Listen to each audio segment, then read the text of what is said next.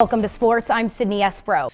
Whittemore was also just awarded the 2025 Bosshart Realty Big School Coach of the Year. The Florida Gators began their dance in the NCAA tournament, defeating Prairie View A&M 114-55. From the engineering classrooms at the University of Florida to the world's biggest stage, Olympian Aaron Jackson is once again representing the Gators on Olympic ice.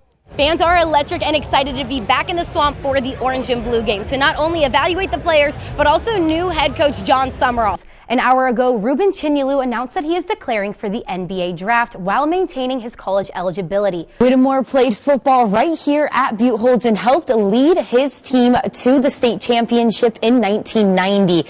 Now he's been coaching and for the past 5 years has led them to the Final Four. Coach Willie Powers said that the whole Williston community did such a great job sending the girls off and celebrating them as they went into the state championship, and he can't wait to see what they will do now that they have won. He said there might even be a parade. Live in Williston, Sydnie Espro, WUFT Sports.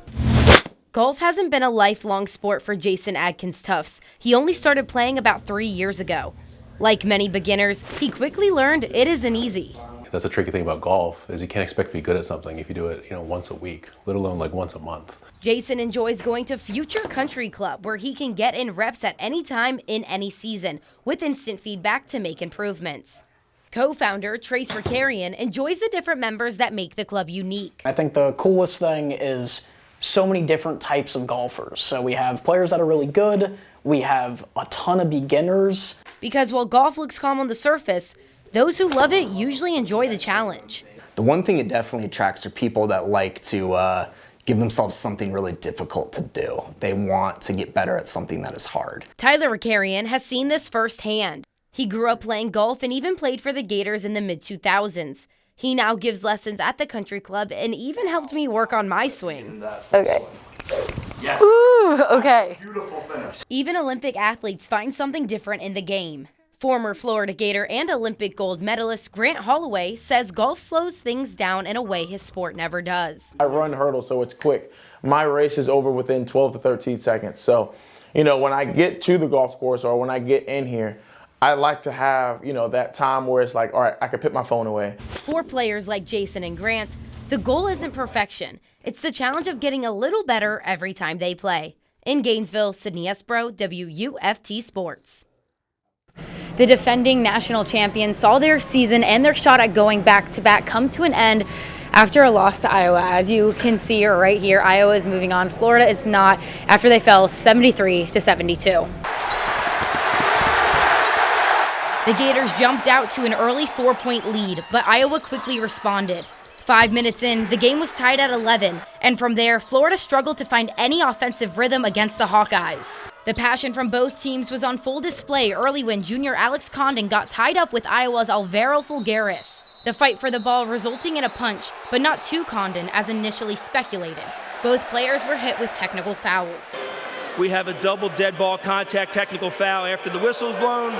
It was a jump ball, and I just wanted to, set the standard for the game with, I'm going to make sure I get every loose ball and just set the standard with physicality.